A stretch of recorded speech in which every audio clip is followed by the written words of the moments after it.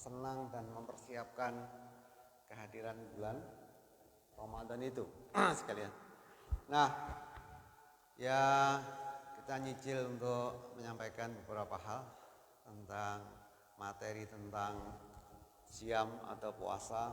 Ya, semoga ini jadi pengkondisian kita, ya, pengkondisian kita untuk lebih siap menyambut datang bulan Ramadan, dan insya Allah kita akan melaksanakan dengan sungguh-sungguh kan gitu sekalian.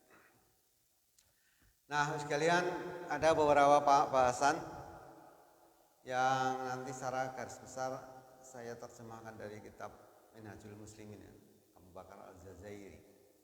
Nanti ada beberapa hal ya, tentu ada kajian di HPT ya, HPT juga ada. Yang pertama sekalian, saya masih punya, insya Allah masih punya 3 pertanyaan.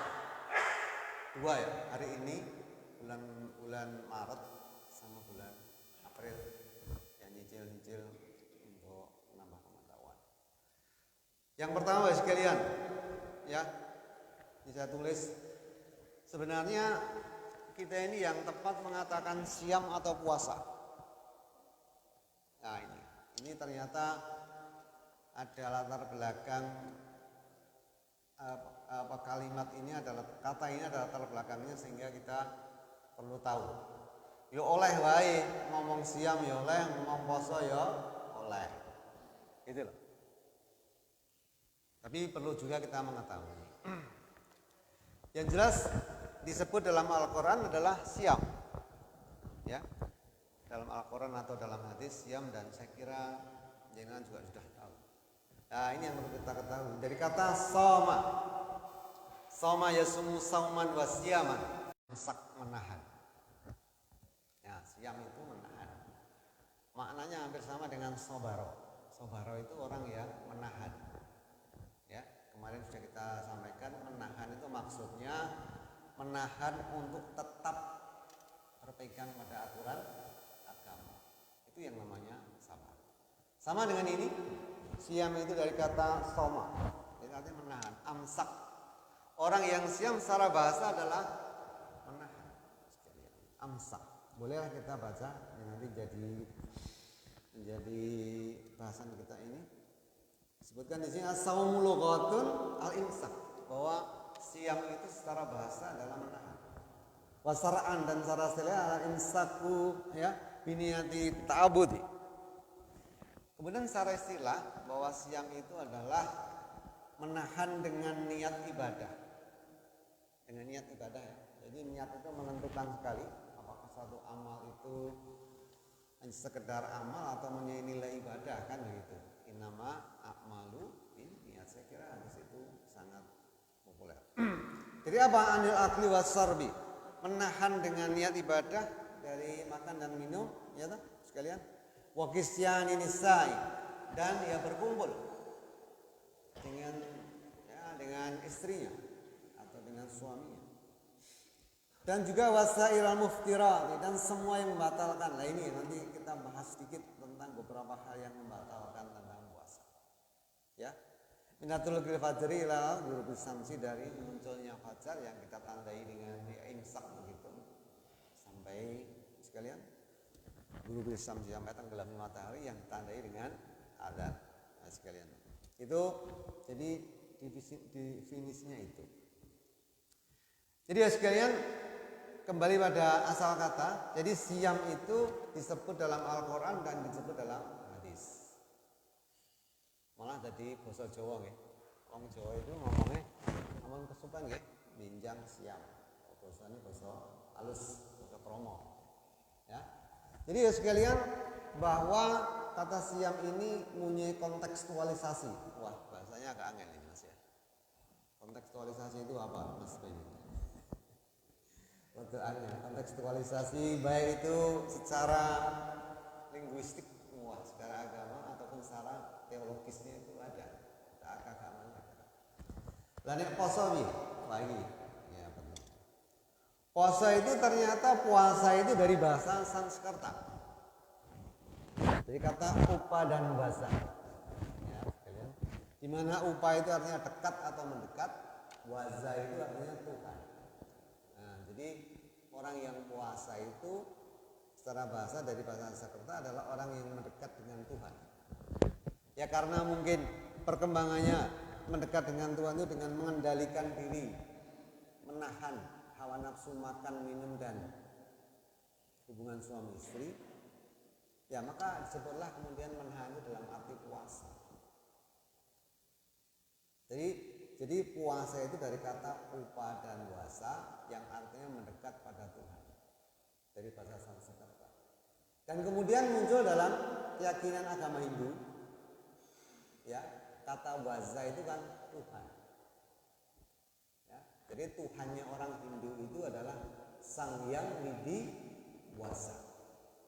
Tuhan yang Maha Esanya orang Hindu disebut Sang Hyang Widi Wasa. Iya, makasih.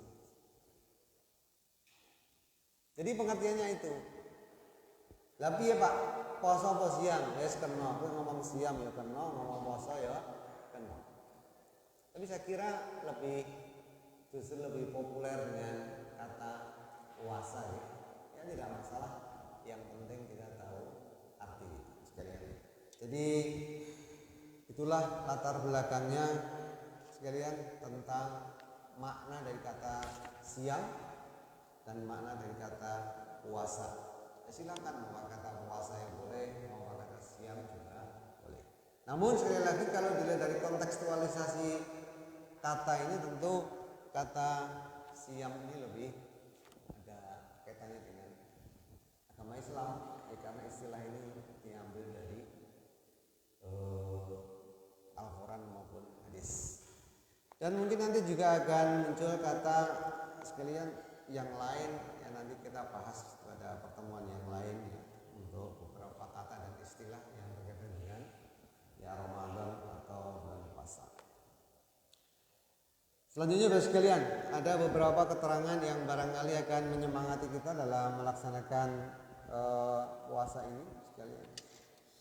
Itu karena ini memang sudah jadi kewajiban kita bahwa puasa di bulan Ramadan itu satu kewajiban dan ayatnya sekian dan hadisnya juga kita sudah tahu saya kira gitu ya. Tapi yang perlu dijelaskan di sini wakana dalika fi yaumi isnain istahril Sya'ban sanati isnain minal ya hijrati mubarakati. Bahwa kewajiban bulan puasa di bulan Ramadan ini, puasa wajib maksudnya. Itu diwajibkan ya yaumul isnain pada hari Senin min sahril Sa'ban di bulan Sa'ban ya sanata isnain tahun yang kedua minal hijratil mubarakati dari hijrahnya Nabi yang mubarakah. Jadi sekalian kalau dihitung Nabi itu di Madinah kan 13 tahun ya, di Makkah itu 10 tahun, kemudian hijrah ke Madinah 13 tahun. Kalau puasa itu diwajibkan pada bulan tahun kedua, berarti Nabi itu berpuasa selama benar 11 tahun, hanya 11 tahun. Nek jenengan sudah berapa tahun? Puasanya jenengan melebihi dari puasanya Nabi gitu ya. Iya. Secara kuantitas jumlahnya mengawal dhewe ngamedi kok cilik ya alhamdulillah wis poso, wis siap dari kecil. Tapi karena dari segi kualitas ya tentunya kita tidak sama jauh ya dengan kualitas puasanya Nabi kan begitu. Ya, sekalian. Jadi itu tambahannya bahwa puasa Islam ini diwajibkan di Madinah. Di Madinah tahun kedua dari tahun Hijriah sekalian. Kemudian dari sekalian ada beberapa keterangan tentang keutamaan. Ya. Monggo diunjuk sekalian, santai-santai saja. Mungkin ini enggak begitu lama karena kemarin saya ditegur sama Mas Beni, susul Pak. Ya, mungkin alhamdulillah gitu ya. Ya. Ada beberapa hal yang perlu kita sampaikan. Keutamanya Bapak sekalian, ya, ada beberapa hadis ya. Pertama adalah asyamu junatun. Siam itu adalah junatun, adalah tameng. Apa tameng apa Bapak sekalian, minan nar, dari api neraka. Ya, ini hadis ini pendek karena ada hadis yang lebih komplit dari hadis qudsi ya, yang menceritakan bahwa Syam itu juga merupakan perisai. Kajunatin ahadikum minal kita, sebagaimana perisai dari kalian dalam suatu peperangan. Artinya melindungi. Kenapa melindungi? Ya ini bahasa metaforis. Melindungi karena apa? Karena banyak pahalanya. Ya. Jadi puasa itu pahalanya banyak. Maksudnya di sini adalah puasa wajib. Maka disebutkan di situ seperti tameng, akan melindungi kita dari api neraka. Kemudian dari sekalian yang kedua, man sama yauman fisabilillah azza wajalla ya. Apa sekalian sapa wong sing poso sedina ya mergo niate mergo Allah. Apa sekalian?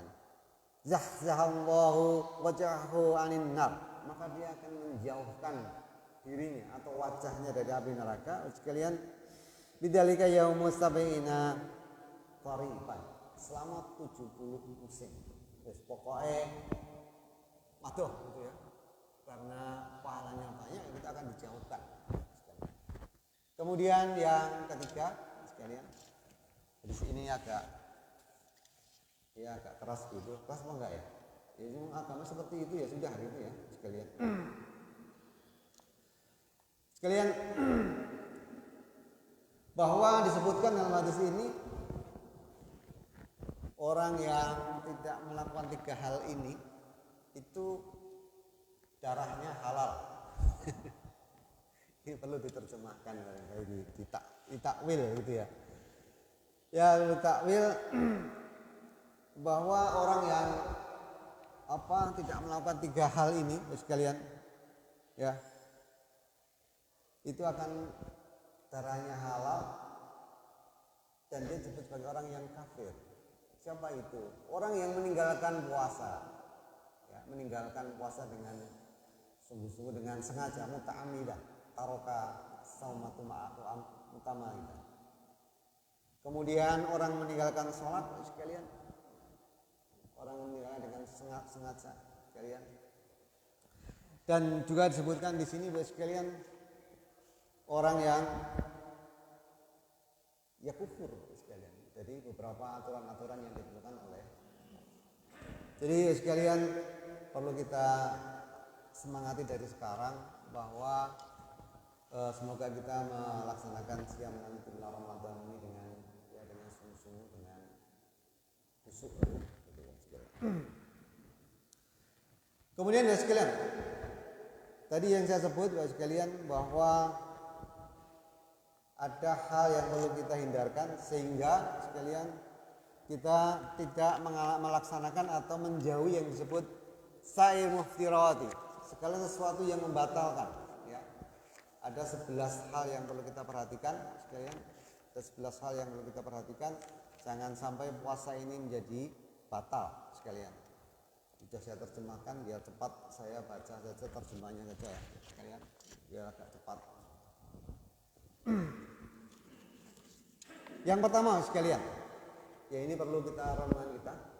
Masuknya cairan dalam perut melalui atau dengan perantara, misalnya hidung, seperti obat tetes hidung yang sampai ke perut atau telinga.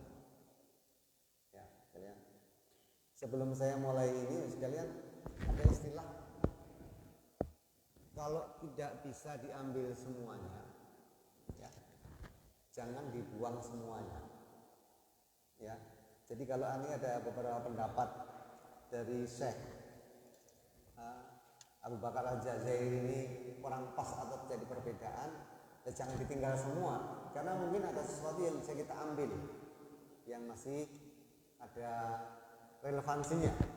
Yang pertama tadi sekalian, jadi kalau masuknya cairan dalam perut melalui hidung atau melalui perantara mulut dan yang lain, jelas itu membatalkan puasa. Maka hati-hatilah sekalian ya, ini menjadi ya peringatan kita sekalian. Bahkan disebutkan di sini juga melalui dubur ya sekalian ya. Ada pertanyaan loh Mas, yang wong loro nganggo apa nganggo apa namanya Mas? Infus piye? Tak cetha napa lara diinfus berarti wajib puasa kan itu. Karena sakit maridon.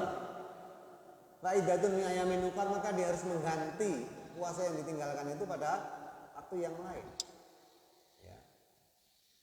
Apa ini wong ora lara terus nganggo infus? Ora enak, iki ngakali. Kalau emang dia ngakali ora lara njur nganggo infus ya ngakali. Kalau ini ya jelas tidak boleh, jelas ini membatalkan puasa. Kemudian ada sekalian, itu yang pertama, yang kedua, masuknya sesuatu dalam perut, ya, karena berlebihan dalam matmadoh itu berkumur, dan imtinsak itu istinsak itu adalah memasukkan air ke dalam hidung. Jadi kalau temu ya jangan berlebihan. Oh ini panas temu terus, jangan gitu ya. Kemudian ya kalau keseharian kita itu kan disunahkan untuk menarik air ke dalam hidung. Ya, agak terasa sampai di sini ya. Istinsak itu kita bersungguh-sungguh menarik masukkan air dalam hidung dan terasa sampai di sini. Itu yang dianjurkan. Tapi jangan berlebihan, nanti kalau sampai masuk ya dia membatalkan. Ya. Jadi yang kedua adalah masuknya yang dimaksud tentu ini adalah air ya ke dalam hidung ya secara berlebihan atau berkumur sehingga masuk ke dalam perut sekalian. Nah ini sekalian yang ketiga ya keluarnya mani ya, hati-hati sekalian di bulan Ramadan atau ketika dalam keadaan puasa atau siang ya jangan nyedak aja nyedak sih gitu loh sekalian. Kok nyedak bar tarweh. Bar tarweh tancap gas.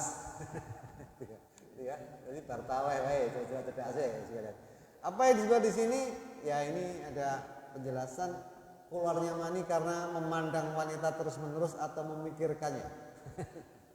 Mikirannya mendina memikir kuwi ya letek gitu ya. Jadi kalau puasa ya jangan mikir itu ya. Jadi karena kan dalam keterangan yang lain puasa itu kan tidak hanya laisa minal akli wasarbi. Jadi puasa itu tidak hanya sekedar dari makan dan minum, tapi juga dari lisan, ya, lisan wal akhl dan juga akal kita atau pikiran kita.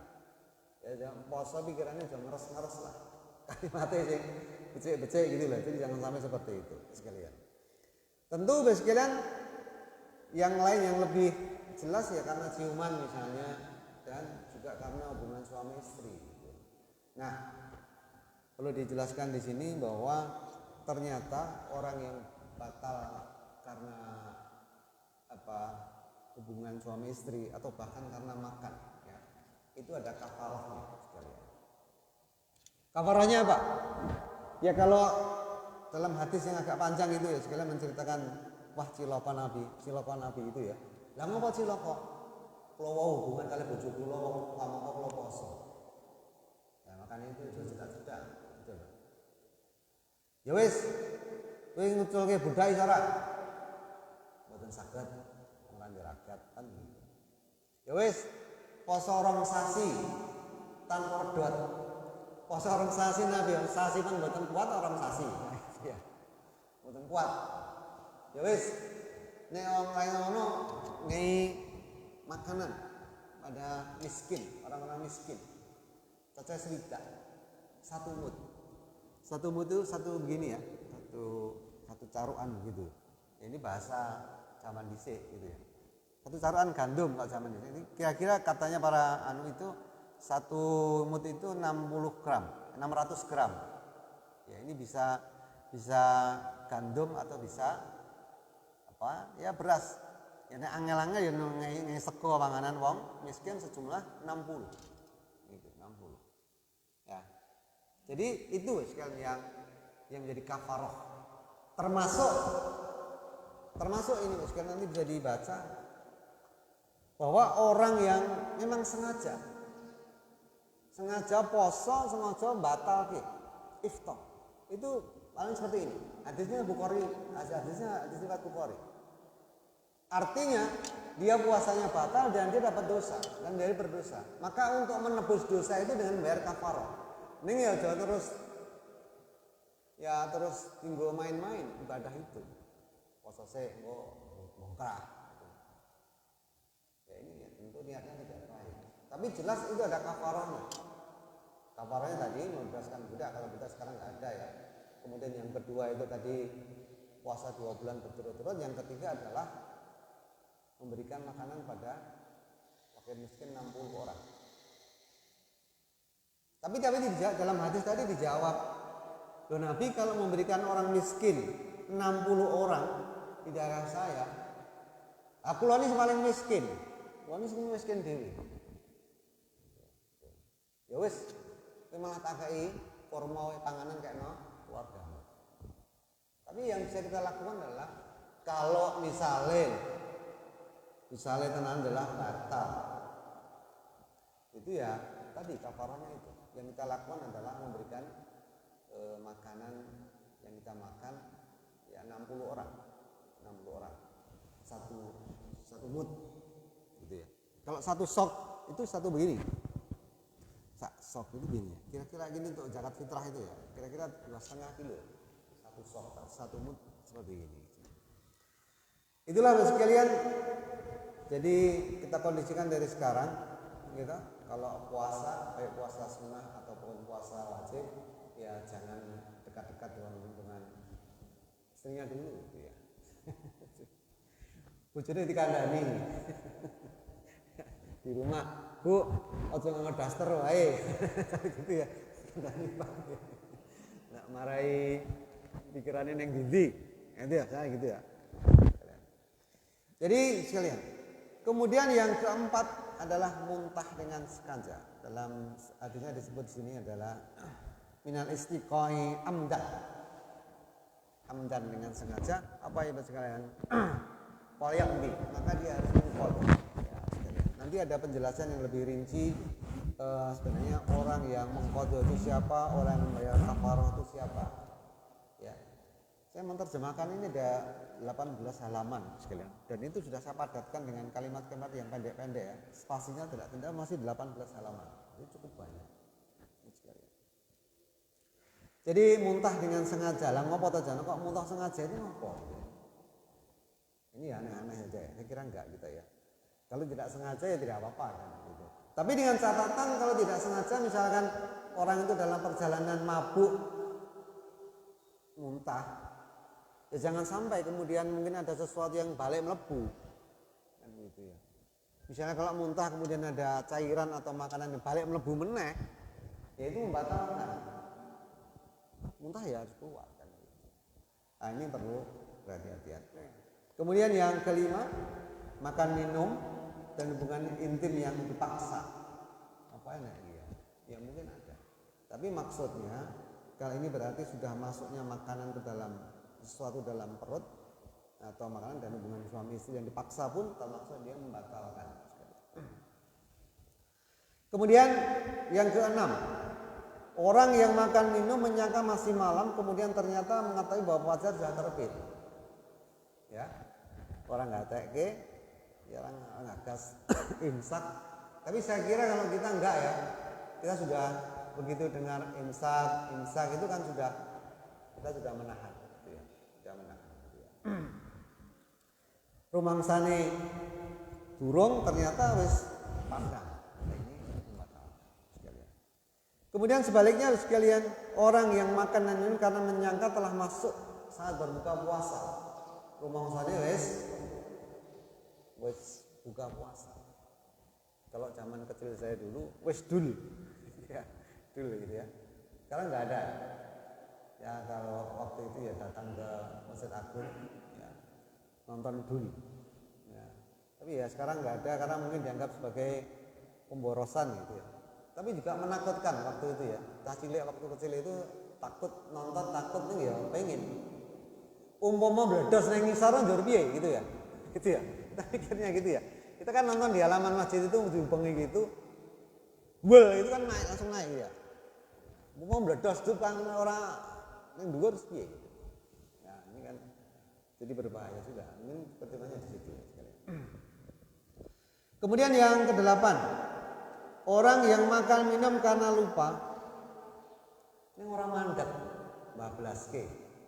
Kan bisa jadi kan di awal-awal siam itu mungkin karena terbiasa siang itu ke belakang cepai pedang hangat misalnya, ya lupa.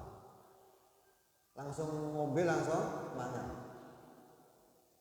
Nah kalau dia kemudian berhenti, waduh aku puasa astagfirullah. Ya, ini rezeki dari Allah, boleh, kita boleh melanjutkan. Tapi nanti bablas ke wah sik ratu anu kita tanggung nih. Kayak tolong jendok tak piring sisan. Jadi ya, batal, nggak boleh kan itu ya. Jadi nggak boleh, ya. Jadi harus dihentikan sekalian. Kemudian juga sekalian hati-hatilah sekalian, terutama ini pada ibu-ibu atau bapak mbak-mbak remaja putri, yaitu masuknya sesuatu selain makanan dan minuman ke dalam perut melalui mulut. Apakah itu perhiasan atau benang? Disebutkan di sini benang. Tapi ada beberapa kasus itu tom bundel, ya. Tom bundel itu karena beberapa anak teman saya itu tom bundel itu mlebu nang weteng. Itu menake kudung itu tutup pakai tom bundel kayak ditaruh di mulut, lupa. Lek masuk ke dalam perut. Ya. Tapi tidak apa-apa. Tidak menimbulkan hal yang dikhawatirkan. Takut juga itu bapak itu. Tapi ternyata enggak apa-apa ya. Enggak tahu lah, walau alam itu. Jadi kalau ada barang yang masuk ke dalam perut, apakah itu perhiasan atau tombundel atau benang atau yang lain, ya tentu tidak boleh. Tekok, dan ngerokok piye? Ngerokok jelas, tekok rokok ya. Rokok ora. Wong tekok ngomong dia ngerokok wae haram malah poso-poso ngerokok jelas haram. Haram. Rokok itu jadi perdebatan loh ya, jadi perdebatan. Tapi kalau Muhammadiyah jelas, saya sendiri setuju bahwa rokok itu haram. La tahluka ya anfus ditahluka. Ayatnya begitu. Jangan mau memasukkan dirimu itu dalam kebinasaan, karena rokok itu akan membahayakan kita, secara kesehatan. Ini nggak usah dong engkau karena tanggo kuwi Pak nganti tua yang ngerokok kepas sembuh jadi urip terus. Angel juga. Tapi ya kita kalau saya ya sudahlah. Perbandingan antara mudorot dan manfaatnya lebih banyak mudorotnya. Ngengkel meneh. Wakai pekerjaan rokok itu apa? Ewan. Betul ewan. Karena memang pengkondisiannya begitu. Tapi kalau kita sudah niat ya tentu ada solusi ya, ada solusi. Pegawai sak pabrik itu rokok 6.000 misalnya, itu kan kalau memang kita niat ada solusinya, diarahkan kemana kan gitu. Tapi yang paling barangkali menjadi pertimbangan kita sekalian, konon katanya ya cerita gitu, petani di daerah Sepogo mana itu ya, itu yang Sepogo atau mana ya, pokoknya daerah Boyolali lah. Yang katanya dia punya kebun apakah itu ditanduri ya yang lain apa pohon dan sebagainya, dan sebagian ditanduri pohon tembakau. Itu gangguan celeng babi hutan itu ganggunya itu nyerangnya ke telo jagung yang lain. Orang gelem ganggu, orang mangan godong bako, ya, itu enggak apa. Bahkan katanya sekalian karena penasaran, godong bako itu diketok-ketok, ya, bunteling itu diadai taleni, dipakainya babi peternakan, itu akan babi peternakan. Babinya enggak mau, tidak saja enggak mau. Padahal babi itu adalah sesuatu yang paling rakus, ya. Sebentar. Paling rakus, ya, paling rakus.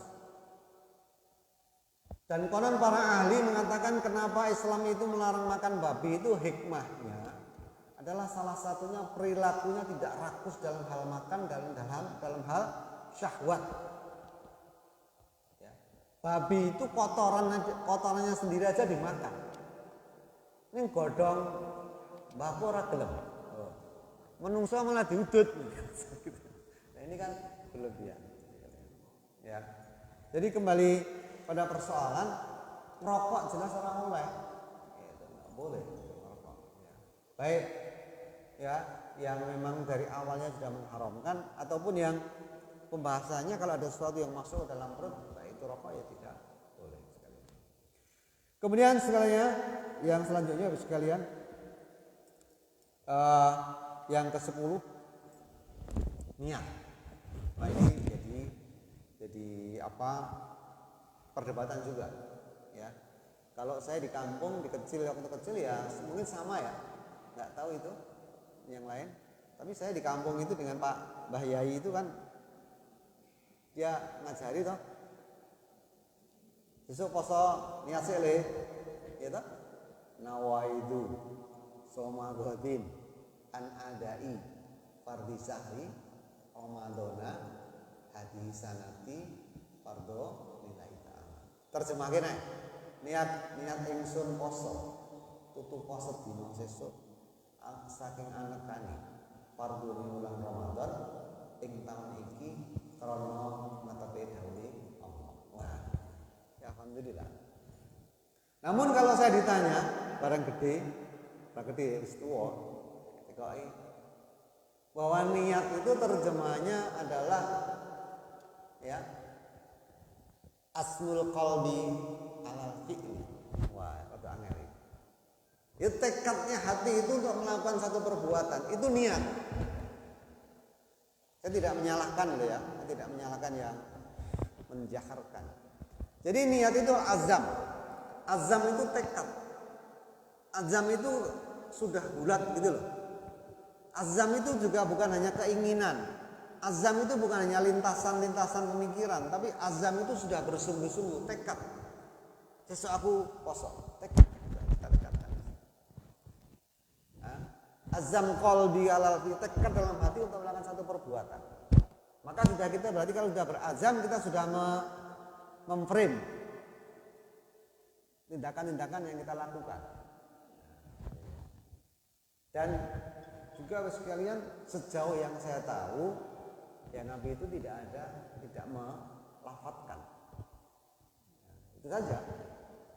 Wis tekan ngono wae aja diengkeli meneh, ndak malah mari padu gitu. Kadang-kadang engkel-engkelan orangnya rambungnya gitu ya. Karena rambungnya gitu malah mari dadi rame. Wis sak ngono wis cukup. Ya. Inilah sekalian jadi kalau puasa itu wajib. Puasa wajib ya. Di bulan Ramadan usahakan dari malam itu kita sudah berniat ya pokoknya bismillah besok puasa. Tapi kalau puasa sunnah ternyata tidak. Karena puasa sunnah itu ada riwayat yang menerangkan ya Rasulullah ketika pagi hari menjelang pagi tanya kepada istrinya Aisyah, apakah ada satu makanan yang kita makan pada hari ini nanti? Tidak ada. Running panganan Nabi berarti miskin ya. Hidup terakhirnya itu miskin. Panganannya ngancaran duit. Ya, miskin. Maka dia ya sudah kalau begitu saya puasa. Gitu loh. Jadi dari keterangan ini kembali lagi sedikit bahwa Nabi itu di masa akhirnya miskin. Ya. Bahkan ada hadis yang saya baca di Riyadhus Shalihin. Iki ya hadisnya itu perlu dipahami secara lebih ya. Lebih dipahami lebih mendalam karena kondisinya bagaimana. Hadisnya begini, ahyani miskina. Ya Allah, hidupkanlah saya dalam keadaan miskin. Bagi aku bisa didebat entek-entek, marah ras semangatnya mbok gawe wae gitu. Wa amutu miskinan. Matikanlah aku dalam keadaan miskin. Ya. Nah, gitu loh. Saya pernah cerita di situ di teman-teman itu di debat itu, harus marahi rasa semangatnya mbok gawe wae. Jadi hidupkanlah saya dalam miskin, matikanlah miskin dan kumpulkanlah saya dengan orang-orang miskin. Ini di akhirat nanti kumpulkanlah dengan orang-orang miskin. Loh. Artinya tentu kita memahami hadis ini ya sekalian ya memahami bahwa orang itu dihitung tidak hanya dari harta bendanya tapi dari amalnya gitu aja. Inna akramakum indallahi atqakum, saya kira begitu. Tapi orang-orang yang punya kemampuan material atau katakanlah kaya itu sangat dibutuhkan oleh umat Islam. Kita perlu pembiayaan, kita perlu sarana dan prasarana. Nek wong kabeh miskin kabeh, sing bangun masjid sapa, sing bangun tempat ibadah sapa gitu. Sing sedekah sapa gitu. Ya kembali pada persoalan. Jadi kalau puasa itu wajib ya di bulan Ramadan, maka dia wajib malamnya untuk berniat. Tapi kalau di puasa itu sunnah, ya tidak wajib. Kemudian yang terakhir ini adalah ya tentu orang itu murtad ya, atau melakukan perbuatan kekufuran atau perbuatan kemusyrikan. Saya kira itu saja sekalian yang saya sampaikan. Namun yang terakhir adalah perlu diingat bahwa puasa itu adalah termasuk ibadah mafdhoh, ibadah yang murni. Apakah itu puasa wajib atau puasa sunnah, maka carilah puasa-puasa sunnah terutama yang memang ada tuntunannya. Jangan sampai kita melakukan puasa-puasa yang tidak ada tuntunannya, gitu. Nanti kita bahas dalam pertemuan yang selanjutnya ada 11 puasa yang disunahkan termasuk hari Arafah. Hari Arafah ini mari rame meneh. Kuwi manut tanggale apa manut kono? Nah, iya toh. Nek manut tanggale iki tanggal 9. Kadang-kadang ada perbedaan di manut Mekah itu tanggal 10 sana. Tapi Muhammadiyah itu mengikuti tanggalnya. Jadi kalau misalkan anda belum hari Arafah, karena memang tanggalnya sudah masuk tanggal 9, tasik tanggal 9, itu puasa Arafah. Itu yang jadi pegangan Muhammadiyah. Ya, jadi tanggalnya itu tanggal 9. Gitu. Tanggal 9 itu kita puasa sunnah. Maka puasa sunnah itu adalah puasa yang memang sudah ada contohnya. Wajib dan sunnah ada contohnya karena ini termasuk ibadah mafdhoh. Perasaan neko-neko, gitu. Neko-neko wae, poso mutih, poso meneh. Nek wong Islam ya neko-neko gitu ya. Poso mutih ya Pak ya ora lah. Merawat, lah neko-neko meneh gitu ya. Poso pati geni. Poso pati geni ki apa? Mare ampuh, Pak. Wis ora ampuh-ampuhan. Neko-neko ada loh. Tempat saya itu neko-neko lho. Ada orangnya gitu ya. Ya semong ya ora salat, posone pati geni. Konon katanya marai ampuh, dan itu buktinya dari bukti ketika dia setelah melaksanakan puasa itu hawane mau ngejak padu wae. Betul itu dari orang yang hidup ini, karena dia cerita dengan saya gitu. Jadi hawane Pak setelah ngewang hawane ini pengen padu wae. Ya, puasa setan. Demikian ya sekalian, waktu kita sudah cukup, saya kira sudah habis setengah 6. Terima kasih atas kehadirannya, semoga bermanfaat. Kita lanjutkan di kesempatan di bulan depan. Terima kasih. Kalau ada pertanyaan dari Allah, ada salahnya dari saya. Terima kasih. Assalamualaikum warahmatullahi wabarakatuh.